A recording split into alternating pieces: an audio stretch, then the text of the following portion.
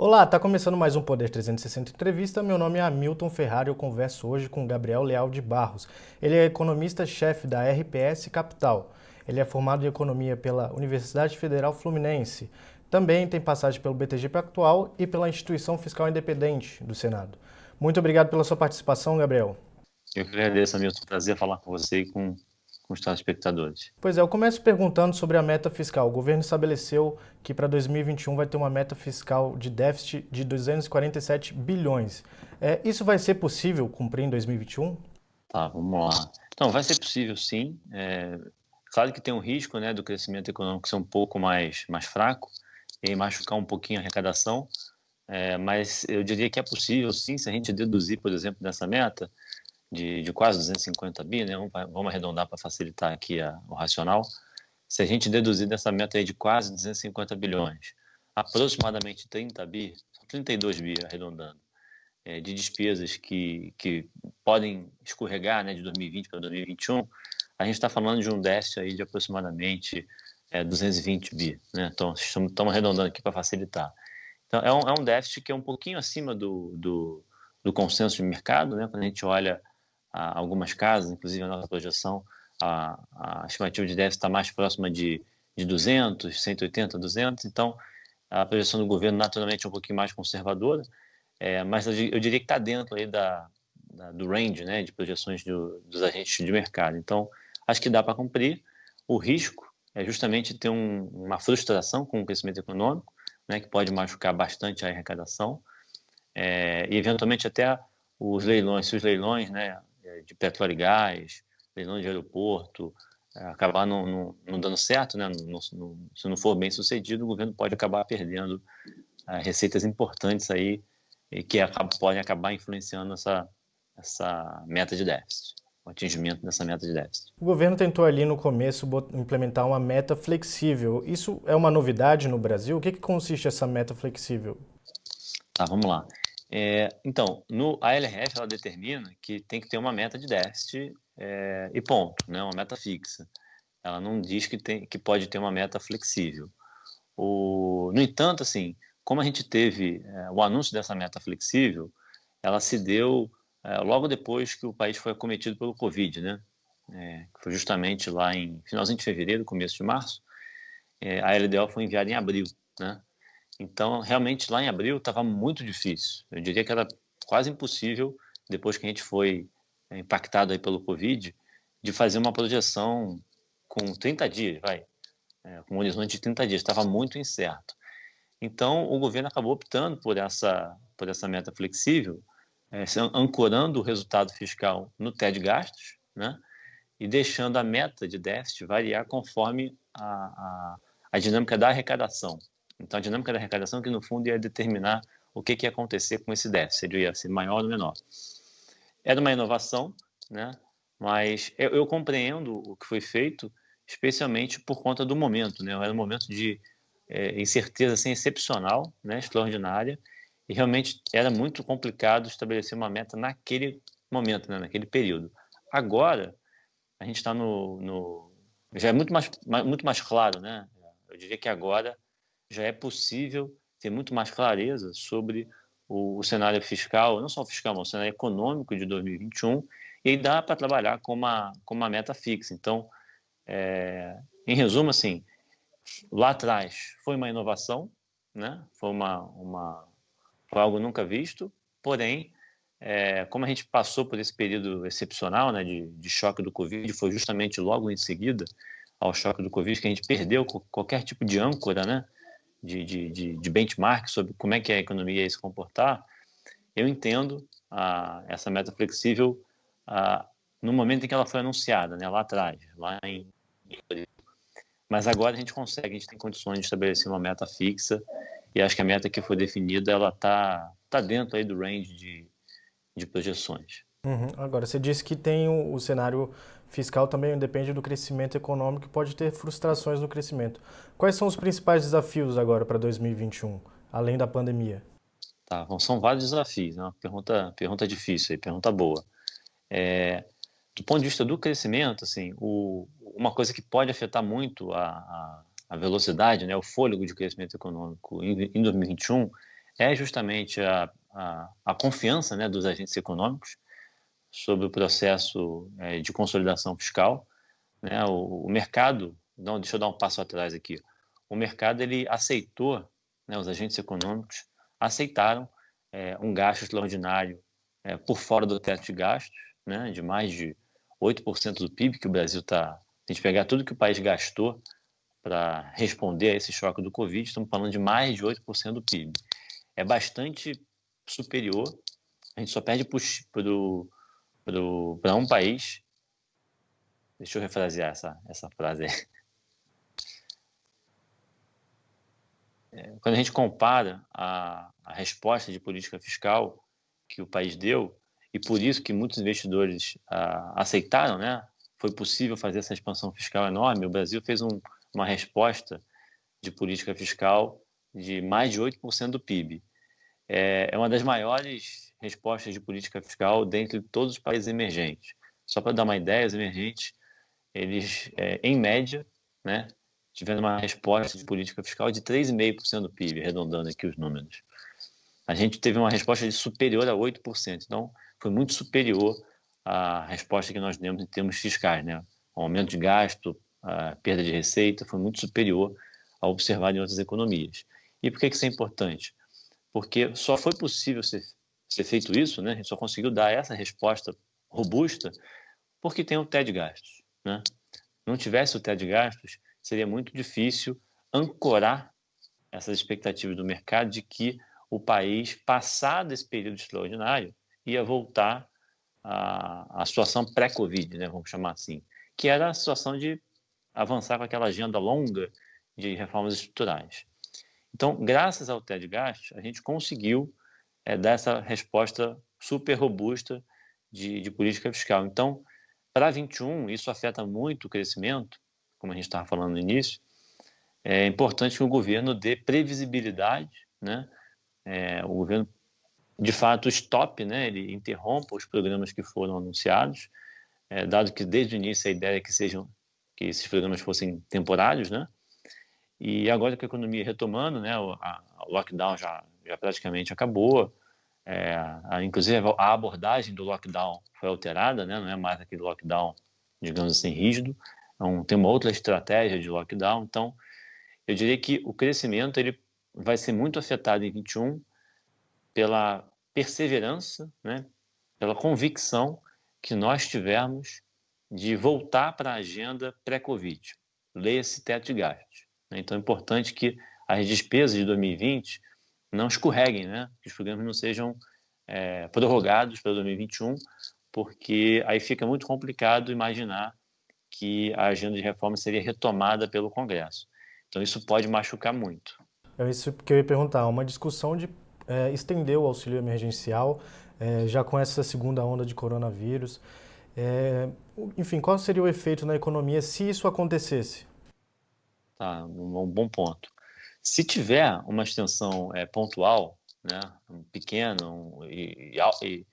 e que não dê muito prejuízo para o teto de gastos, eu acho que o mercado ele pode entender, né?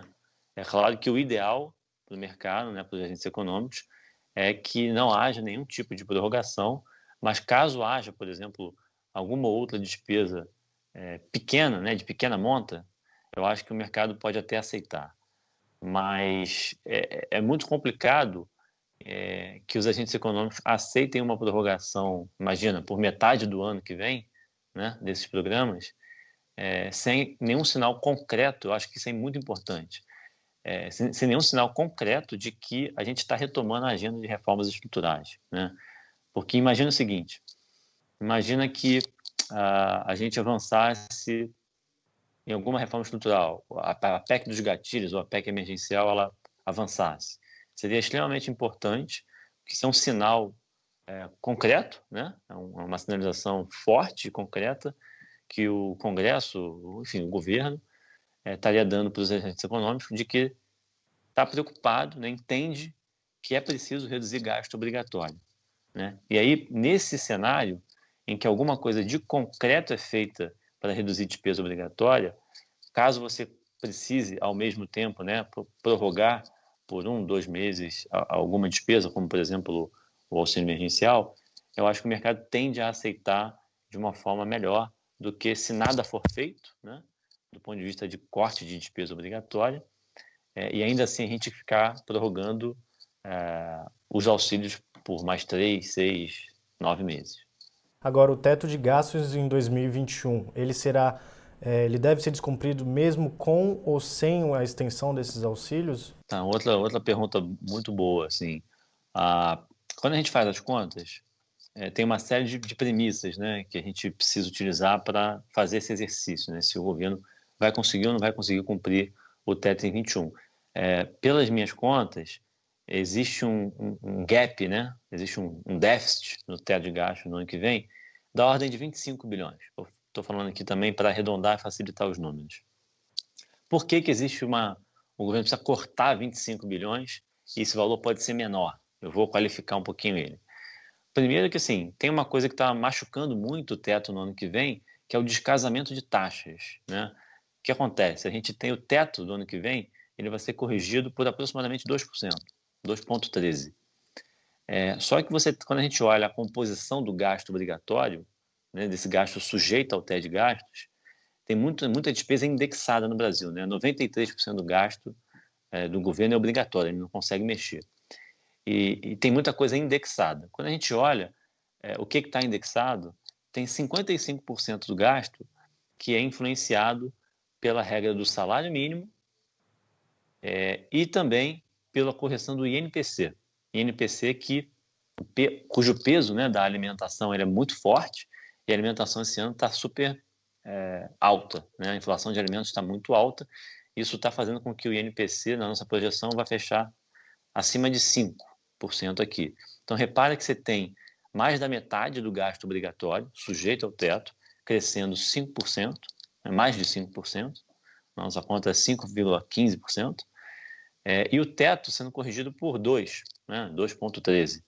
Então, assim, mais da metade do gasto está crescendo mais do que o dobro da taxa de correção, né, do teto de gasto. Então, você tem um problema do teto 21 por conta disso. Esse é um dos fatores. Tem outro fator que é, por exemplo, lembra que o Congresso prorrogou a desoneração da folha de pagamentos, né? Ela estava prevista para terminar em 2020, prorrogou para 21, o governo está tentando no Supremo, né, enfim, derrubar esse tipo de prorrogação, a gente não sabe se vai acontecer ou não. Essa prorrogação que foi aprovada no Congresso, caso não seja derrubada, vai custar 7 bilhões a mais, né, no teto de gastos. E também a recíproca é verdadeira, né? Caso o governo consiga derrubar, esse gap de 25 bi que a gente falou aproximadamente, ele vai cair bastante aí por conta desse potencial ganho do governo no Supremo. E tem outras medidas que o governo pode acabar adotando para cumprir o teto no ano que vem. A gente até explora na carta que a gente fez, na carta macroeconômica, algumas dessas medidas. Uma coisa que chamou muita atenção em 2020 foi uma queda muito importante da taxa de crescimento vegetativo dos benefícios do INSS. Está muito, muito baixo, né?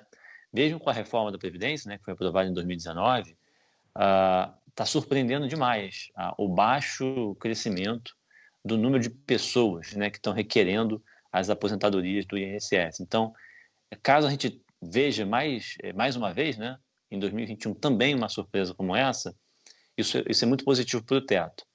Então, assim, em resumo, hoje, né, com base nessas premissas assim mais, digamos assim, mais razoáveis, mais realistas, a gente tem um gap, tem um buraco no teto, né? O governo precisa cortar a despesa para cumprir o teto no ano que vem.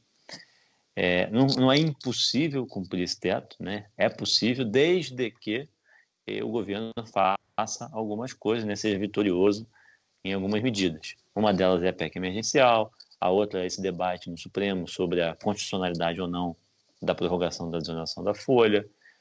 Tem também ganhos por maior eficiência dos ministérios, né? A gente sabe que tem muito servidor público agora trabalhando de casa, né? Isso reduziu bastante o gasto dos ministérios, o gasto de custeio dos ministérios, então pode ter alguma economia proveniente daí, então tudo isso ajuda, mas o risco ele é grande do governo, o risco é grande do governo eventualmente enfrentar um shutdown, uma dificuldade de executar todos os programas, né, todas as políticas públicas sem nenhum problema. É isso que eu ia perguntar, porque o governo no ano que vem vai gastar, se não me engano, perto de 100 bilhões com gastos discricionários que são os não obrigatórios. Você me corrige se eu estiver errado, mas eu acho que é o menor patamar que a gente já registrou na história. Vai ser possível fazer isso sem comprometer as atividades, sem pagamento de bolsa para pesquisa e, enfim, manutenção da máquina pública? Tá. Então, é difícil a beça afirmar com muita segurança, né, com 100% de certeza, que o governo vai ter shutdown no ano que vem. Pelo seguinte, o valor de referência, né, que seria o gasto mínimo dos ministérios, a gente não conhece, né? O governo, na medida em que ele vai promovendo essas ações de ganho de eficiência, como a gente falou, home office, gera uma economia, né? Algumas medidas, por exemplo, que melhoraram o processo de compras públicas também geram economia. Então, o valor mínimo, né, para a máquina pública não ter o shutdown, ele é dinâmico, né? Ele pode ter sido um lá atrás, pode ser outro menor hoje. Então, é muito difícil ser assertivo, assim, categórico na definição desse valor. Nas minhas contas, eu imagino um valor em torno de 120 bilhões com as emendas parlamentares, né? Se a gente tirar as emendas parlamentares, vamos estar falando de 100, 105 bilhões de mínimo de despesas discricionárias para não ter o shutdown. E aí, como você falou, o valor que está no orçamento ele está abaixo disso, né? Então, assim, de fato, por essa régua, né, usando essa régua, teria um risco grande de shutdown em 21, a não ser, por exemplo, que o governo realmente consiga viabilizar, né, entregar esses ganhos potenciais que a gente falou, mas o risco ele é real sim, e a gente pode viver uma situação parecida com o que a gente passou alguns anos atrás. Acho que todo mundo vai lembrar que a gente teve dificuldade, por exemplo, para emitir passaporte, né? Precisou cortar algumas bolsas do CNPq, da CAPES. Então, a parada da máquina ela não é imediata, né? Ela não é um rompante, né? Ela vai, aos poucos, você vai identificando pequenos problemas em alguns programas, né? Algumas políticas públicas. Então, isso pode ser, sim, um indício de problema e tem que ficar de olho porque o risco é muito elevado. Ou seja, a peça orçamentária que foi votada nessa semana no Congresso, ela não é tão viável assim em 2021, ou não? Ela assume, né, o orçamento que foi votado, por mais que tenha sido feito um ajuste, ele assume que o governo vai ser bem sucedido, né, em diversas dessas iniciativas e aí a gente não vai ter esse problema, né? Mas o fato é que a gente não tem certeza, né, não tem segurança se tudo isso vai se concretizar. Então, por isso que vale sempre o alerta, né? Se, de fato, o governo tiver sucesso, ótimo. A gente tem grande chance de cumprir o teto em 21 e não ter o shutdown, que é o melhor cenário, é um cenário mais otimista, né? É o first best aí do cenário. Porém, a gente precisa olhar para outros cenários, né? Caso o governo não consiga, por exemplo, na desoneração da folha de pagamentos, ser vitorioso no Supremo, isso já gera um problema importante no teto do ano que vem. Se o governo também não conseguir aprovar a PEC emergencial, também tem uma dificuldade para cumprir. Então, eu diria que... E também, um terceiro fator, para concluir, assim, também a gente precisa ficar de olho nessa inflação de alimentos, né? Tudo indica que o salário mínimo de 2021, que vai ser corrigido justamente por esse NPC, né, de 2020, ele vai ser muito alto, né? A gente vai estar falando de um salário mínimo bastante superior em 21 por conta dessa inflação alta proveniente de alimentos. Então, é possível que haja algum descasamento entre o salário mínimo fechado no ano e o salário mínimo que o governo utilizou como premissa macro no orçamento. Se isso acontecer... Ou seja, esse 1.088 que foi enviado agora essa Isso, é semana. possível que fique acima disso. Se a gente tiver, de fato, um INPC acima de 5%, como a gente está imaginando, o governo vai precisar rever o salário mínimo para cima. E aí, na medida em que ele fizer isso, a gente vai descobrir aí mais uns 4 bilhões de gasto obrigatório só por conta dessa correção, né, do salário mínimo. Então, cria mais dificuldade para o teto em 2021. O ministro também comentou sobre os gastos com precatórios, que são bastante elevados no Brasil. Congressistas até chegaram a cogitar a possibilidade de financiar o Renda Brasil com essas despesas, né? Evitando gastar com precatórios. Como é que a gente pode reduzir esses precatórios e se isso pode contabilizar no ano que vem como uma fonte de receita garantida? Tá, esse é um outro ponto super importante, deu uma confusão grande, né, quando essa proposta, né, essa ideia acabou, enfim, sendo descoberta. Assim, quando a gente olha a esfera federal, a dinâmica do gasto com precatórios na esfera federal, né, ela de fato tem um problema aí, surpreende muito o crescimento da despesa com precatórios. Se a gente for olhar, eu trato disso nessa carta macroeconômica, o gasto em 2016 ele foi de aproximadamente 30 bilhões de reais com precatórios. E só para dar uma ideia, em 2020 a gente está falando de aproximadamente 55 bilhões de reais. É um crescimento muito forte, né, do gasto com precatório. Então, é preciso analisar, né, e reduzir esse excesso de judicialização da política fiscal, que é o que está por trás de uma despesa tão alta com precatórios e sentenças judiciais. É uma judicialização enorme da política fiscal que a gente precisa ter um carinho, precisa ser revertida essa judicialização. Mas, de qualquer maneira, a solução não é você adotar a proposta que foi colocada né, alguns meses atrás. Né? Não é uma solução. A gente sabe que alguns estados e municípios praticam, né, algo do gênero. Né? Os estados e municípios eles não quitam integralmente, né, o precatório e suas sentenças judiciais. Eles ficam rolando, né, esse passivo, né? E isso é um problema, o Supremo já julgou diversas vezes esse tipo de problema, e a gente até hoje está com esse imbróglio sobre o elevado volume de precatórios e sentenças judiciais que os estados e municípios ainda não conseguem quitar. Então, sem dúvida nenhuma, assim, levar uma solução como essa, que já existe para estados e municípios, né, para o governo federal, para a esfera federal, não é positivo, né? Você vai estar só criando uma dívida flutuante ali, né?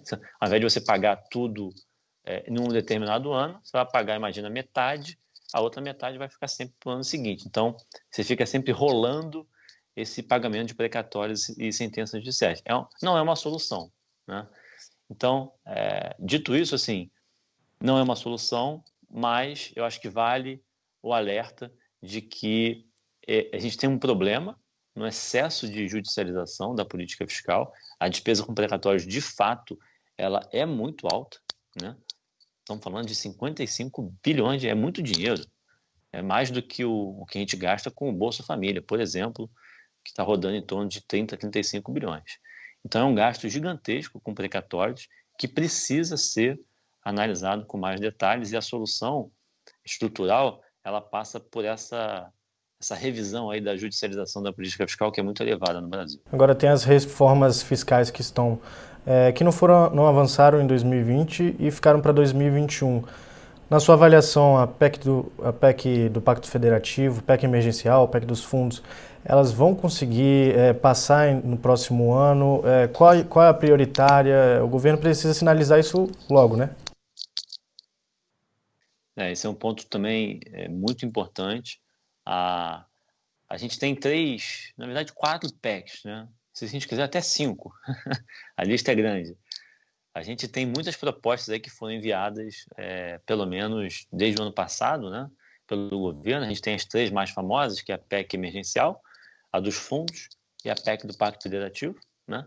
Mas a gente também tem a PEC da reforma administrativa, que foi enviada mais recentemente.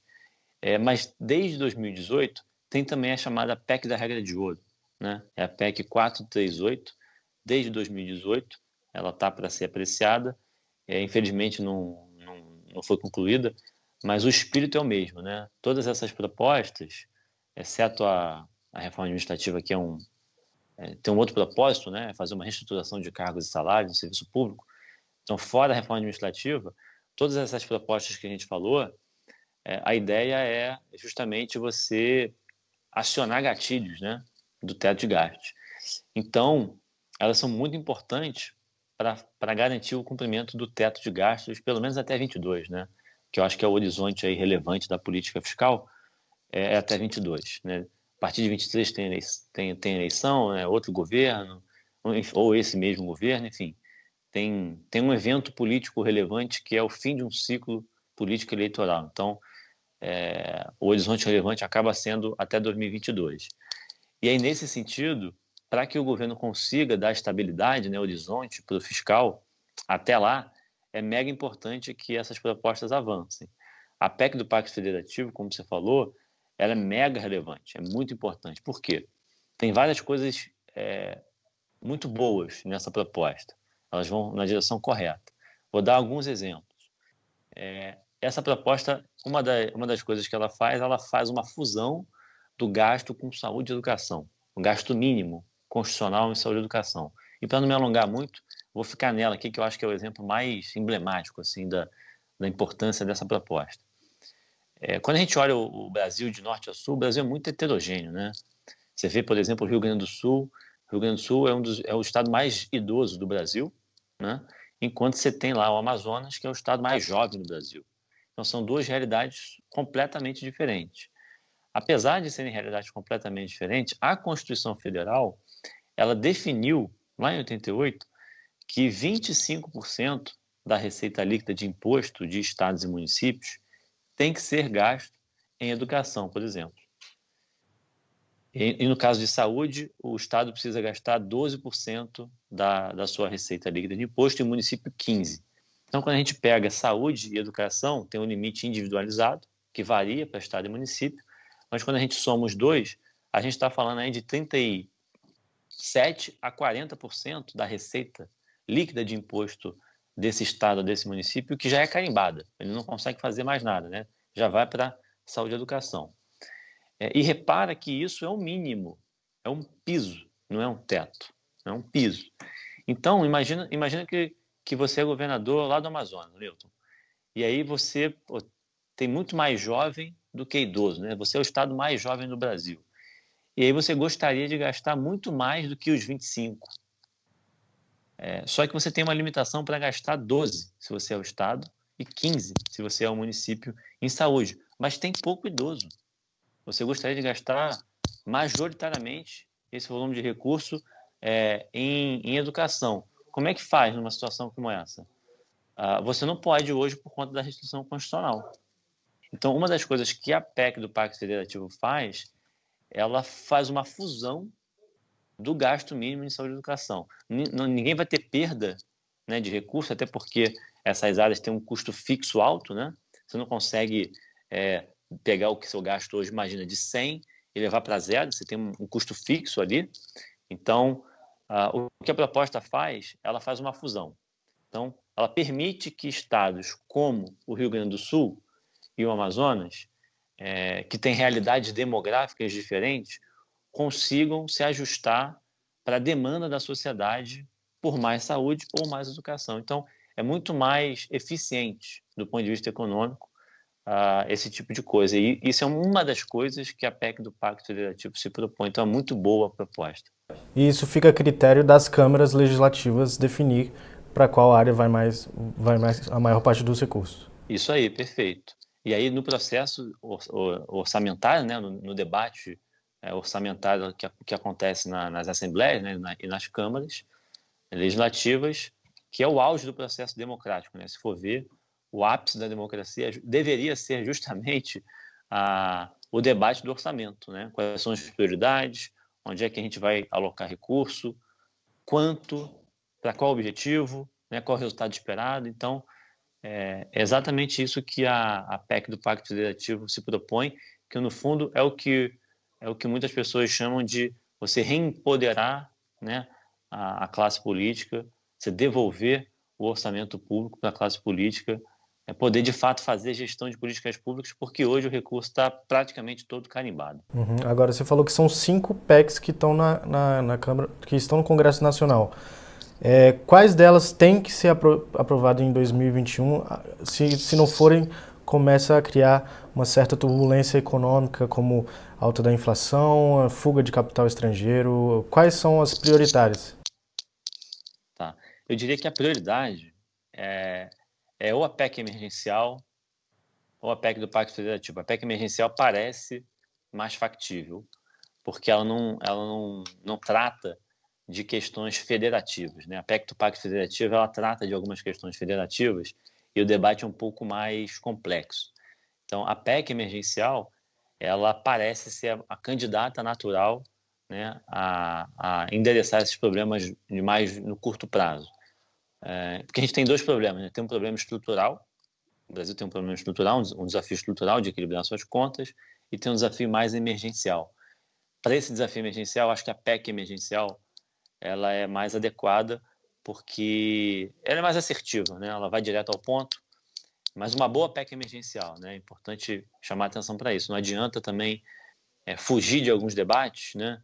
E a proposta ser muito desidratada e a potência fiscal ser ínfima, isso não vai resolver o nosso problema, né? Então, a gente precisa usar a PEC emergencial, uma boa PEC emergencial, para criar essa ponte até 22. A gente não pode perder essa oportunidade, né? Não basta só aprovar qualquer proposta. Tem que aprovar uma boa proposta, uma boa PEC emergencial, para que a gente consiga chegar até 22 com tranquilidade. Isso tudo vai influenciar crescimento econômico, vai influenciar mercado de trabalho, vai influenciar câmbio, vai influenciar risco país, vai influenciar a inflação. Então, é importante tirar da frente, né, essa incerteza fiscal para que a gente consiga ter mais tranquilidade para caminhar até 2022. Do lado da Receita, o que o governo pode fazer, seja de privatizações ou qualquer outra fonte de receita, para melhorar as condições das contas públicas? Tá, na Receita é um pouco difícil, não tem tanta coisa assim, tem algumas coisas, tem algumas oportunidades. Acho que uma delas, sem dúvida, são as concessões, né? Essa aceleração dessa agenda de concessões, né, e outorgas é muito importante. Então, é o leilão de 5G, é o leilão de óleo e gás, de aeroportos, de rodovias, tudo isso é bastante importante para ampliar a arrecadação do governo em 21. Eu acho que essa é a prioridade assim, mais imediata na Receita. Tem outras coisas que podem ser feitas também, por exemplo, é desejável, né, que a gente reduza o volume de renúncias fiscais. É muito difícil politicamente fazer isso, mas parece haver alguma disposição. A gente não sabe ainda até que ponto ela vai ser efetiva, mas parece haver alguma disposição para reduzir o volume de renúncias fiscais no Brasil. Estamos falando de mais de 330 bilhões de reais, é mais de 4% do PIB. E só para dar uma ideia, isso era de 2% do PIB, né, lá no começo dos anos 2000. Então, é um crescimento inacreditável, né, do volume de renúncias fiscais. O Brasil é um outlier, é um ponto fora da curva quando a gente compara renúncia fiscal com outros países, né, com o resto do mundo. Então, essa é uma outra agenda. Dá para fazer esse tipo de coisa e ter ganho fiscal no curto prazo, porque algumas reversões de renúncia fiscal você consegue fazer por projeto de lei, né? Você não precisa aprovar PEC. Então, inclusive, o quórum político, né, por ser projeto de lei, ele é menos complexo, vamos dizer assim. Não vou dizer que é fácil, porque não é fácil, mas ele é menos complexo. Então, também é uma agenda que é desejável que o governo avance na redução do volume de renúncias fiscais. Porque isso envolve interesses setoriais e, enfim, é difícil você mexer isso sem o empresário reclamar desse benefício. De fato, tem muito interesse setorial, mas por isso que é muito difícil, né, politicamente, a gente não consegue. Mas hoje o equilíbrio do nosso sistema tributário é um equilíbrio perde-perde, né? Continuar com esse sistema tributário é a pior coisa que a gente pode fazer, né? Ele é complexo, o custo de conformidade tributária, né, é enorme, ele gera um litígio absurdo, então não funciona, né, o ambiente de negócios no Brasil é muito ruim, principalmente por conta desse sistema tributário caótico que a gente tem. Então, o equilíbrio, né, manter o sistema do jeito que está, é um equilíbrio perde-perde. Assim, é o pior, de fato, que a gente pode fazer como sociedade. O ideal é enfrentar esses grupos de interesse, né, não tem outra palavra, que hoje se beneficiam desse sistema caótico, e para que a gente consiga reformular, fazer um upgrade aí no sistema tributário, para que a gente consiga, com isso, reduzir a complexidade, simplificar, reduzir o contencioso tributário, né, os litígios tributários. Isso vai atrair capital para o Brasil, isso tem efeitos microeconômicos muito relevantes. Então, eu acho que é muito importante, com toda a dificuldade que existe, a gente precisa enfrentar esse debate, e não é só esse, né? Acho que a gente está passando por uma situação no Brasil que eu diria que é um encontro com a maioridade, né? Assim, passou o período em que a gente podia empurrar um pouco para frente alguns problemas, né? Algumas dificuldades que a gente tem, a gente vai precisar sentar para conversar, né? Como sociedade, e chegar a um consenso. O ideal é que, se isso for feito de uma forma equilibrada, madura, todo mundo perde um pouquinho e o net é positivo para todo mundo, né? O efeito líquido, ele é positivo para todo mundo. Mas se for uma saída descoordenada, né, aí vai ser complicado, porque certamente um setor vai ser mais onerado do que o outro. Então, o ideal é que a gente não fuja desse debate, e enfrente esse debate de forma organizada, madura, porque desse jeito, aí o efeito líquido, ele pode sim ser positivo, e aí, na verdade, todo mundo vai sair ganhando, que é muito melhor do que o equilíbrio atual, que é um perde-perde horrível. Agora falando um pouco sobre juros, os juros estão no menor patamar histórico, 2% ao ano, só que há a perspectiva de aumentar para 3% em 2021. Qual é o efeito disso na economia e também nas contas públicas, né, que tem um efeito de aumentar o endividamento? Tá, vamos lá. Isso é um outro ponto importante, porque o que a gente viu ao longo desse ano, de 2020, foi uma deterioração, né, do perfil da dívida pública. Isso é super importante, e é compreensível que tenha acontecido essa deterioração. O Tesouro tentou otimizar a sua função-reação, né? Ele tentou otimizar, né, reduzir o custo de rolagem da dívida pública, e como a Selic, né, está muito baixa, o Tesouro acabou migrando, né, os papéis, né, os leilões, para papéis selicados, né, e de vencimento curto.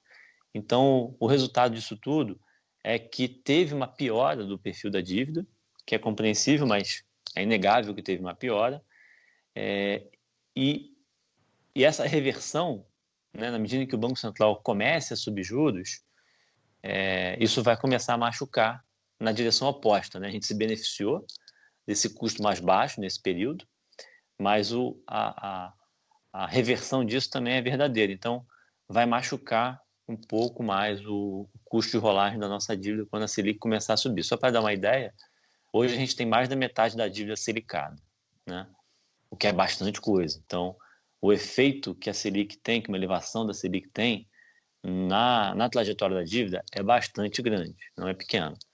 Só para dar uma ideia de magnitude, para cada um ponto percentual aí de Selic, a gente tem mais ou menos uns 35 bilhões aí de gasto a mais com juros por conta dessa Selic mais elevada. Esse é o dano que a gente vai ter quando a Selic começar a ser elevada, né? Ao começar o processo de normalização da política monetária. E a forma, né, a velocidade com que isso vai ser feito também é importante, né? Porque pode ser uma coisa diluída, mas se for uma coisa mais acelerada, né, não vou dizer um choque, mas um ajuste um pouco mais rápido, tem efeitos diferentes aí na trajetória da dívida e no déficit nominal do governo. E isso no médio prazo pode ser um risco, até porque as cotações de juros futuros estão indicando que vai subir acima de 5 pontos percentuais, vai ficar perto de 6 ali em 2027, 2026. Então, pode ser, se na ausência de reformas, né, se a gente não fizer nada, de fato pode ser um risco para o médio prazo. Mas a gente acredita, né, acho que o mercado ainda acredita que a gente não vai retomar uma agenda de ampliação de gasto desenfreada, né? A gente não vai flexibilizar a agenda de consolidação fiscal.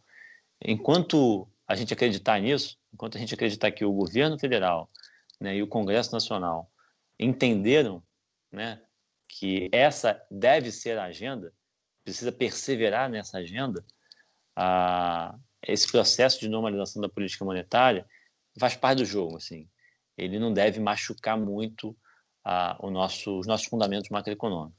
Mas na ausência de reformas, né, em que a Selic caminhe para essa trajetória, aí a gente pode ter uma desorganização da economia. Por isso que é muito importante a gente acompanhar como é que vai ser o processo de condução das reformas, tanto na Câmara quanto no Senado no ano que vem, porque isso vai determinar a convicção, né, a confiança que os agentes econômicos têm para a gente retomar essa agenda toda que é muito importante para o país, né? Se for olhar, o nosso maior calcanhar de Aquiles é o fiscal, né? Se a gente tirar o fiscal da frente, né, se a gente não fizer nenhuma bobagem com o fiscal, eu acho que tem um cenário aí que o Brasil pode surfar algumas ondas, né? Pode se beneficiar dessa liquidez global que está impressionante, vai continuar, mas para isso não pode fazer nenhuma bobagem, não pode desorganizar a economia. Então, se não desorganizar a economia, a gente pode se beneficiar disso pelo menos até 2022 aí com tranquilidade. Mas vai depender das nossas escolhas. E para finalizar, a gente viu a entrada de recurso estrangeiro agora na Bolsa. Nos últimos meses, a gente vê uma entrada de capital externo. Isso deve continuar para 2021? A tendência é que haja mais confiança na economia brasileira? Tá? Então, no começo do ano, eu acho que assim, até o primeiro trimestre, eu consigo ver esse movimento continuando, né? A gente tem aí um apetite por risco, né, global. A vacina já está sendo aplicada, né? A vacinação já está sendo iniciada em alguns países avançados. Então, essa combinação de resposta dos bancos centrais, dos governos, né? O pacote econômico foi muito parrudo, né? Muito robusto nessas economias. Isso estimulou o apetite a risco.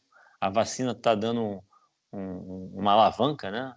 Para essa tomada de risco adicional. E os emergentes tendem a se beneficiar. Se a gente vai surfar essa onda ou não em 2021, eu acho que vai depender muito das nossas escolhas. A eleição da Câmara e do Senado é extremamente importante. Mas até lá, ou seja, até fevereiro, março, até o primeiro trimestre ali, eu consigo ver a gente surfando esse beta global, né? Essa onda global aí de maior apetite a risco. Agora, depois desse período, né, aí eu já acho que vai ter uma segmentação. Acho que o investidor global ele começa a separar um pouco o joio do trigo, né? Quais são os países emergentes que fizeram o dever de casa, tem fundamento macroeconômico redondinho, né? Estão se ajustando, e quais são os que desistiram das reformas, né? Estão com os fundamentos desorganizados, deteriorados. Então, acho que vai ter uma separação em termos de qualidade dos emergentes. E aí vai depender muito de como é que a gente vai conduzir essa agenda a partir do final do primeiro trimestre, vai. E aí eu acho que não posso deixar de falar isso, que é o seguinte, essa agenda de consolidação fiscal não é incompatível com a agenda social, né? Não é incompatível. Eu também falo disso na carta. Se a gente for levantar, eu levantei aqui todos os programas sociais que o governo tem, né? O governo federal só. E a gente tem pelo menos 100 bilhões na mesa para fazer fusão de políticas sociais. É muito dinheiro. Políticas sociais que hoje são ineficientes, a gente consegue melhorar a eficiência, a progressividade dessas políticas sociais, sem canibalizar a agenda fiscal, né, o teto de gastos, com a agenda social. Então, tem espaço, dá para fazer, precisa só de convicção, né, política para acelerar essa agenda. No Senado, recentemente, o senador Tasso Gereissati apresentou uma proposta, né, nessa direção. Então, eu acho que é importante concluir com essa mensagem, assim, Hamilton, que é possível equilibrar o fiscal com o social, só depende da gente, né? Só depende do Congresso Nacional, do governo federal, de perseverar nessa agenda. Se a gente fizer isso, se a gente mantiver, né? Se nós mantivermos o ajuste, né, das contas públicas, né, essa responsabilidade fiscal e o avanço dessa agenda de reformas, o Brasil tem tudo para ir super bem até 22. Mas, se a gente tentar pegar algum atalho, vai dar errado, como já deu errado todas as vezes que o país achou que tinha solução fácil. Não tem solução fácil. Então, é importante enfrentar os problemas de frente, né? Eles têm solução, são difíceis, mas têm solução. E uma vez solucionados, né, abre uma avenida de potencial de crescimento para a economia brasileira.